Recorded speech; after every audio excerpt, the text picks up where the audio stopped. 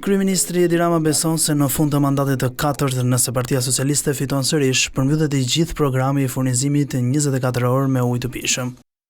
Shkop magjik nuk ka, por ama ta përsëris çfarë është bërë dhe çfarë është investuar për ujin e pishëm në këto 3 mandate nuk është bërë dhe nuk është investuar në dekada të tëra të marrës bashku. Dhe mos harro në rang vendi, kur ne morëm detyrën kishin vetëm 4 zona urbane me 24 orë ujë. Sot kemi 43 dhe 98 të tjera zona rurale. Në përgjigje të komentuesit në rubrikën online Symsy, kreu i qeverisë u ndal në qytetin e Durrësit duke kujtuar vitin 2013 kur erdhën në pushtet. Kur tim dhe votën kishte 3 orë ujë në ditë, gjithandej.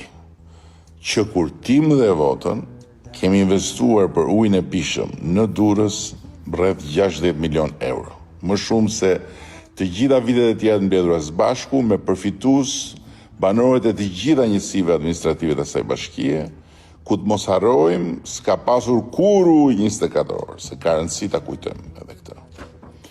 Atëherë, ne kemi rindërtuar apo ndërtuar krejt nga e para linjat e ujit pishëm në shumë segmente.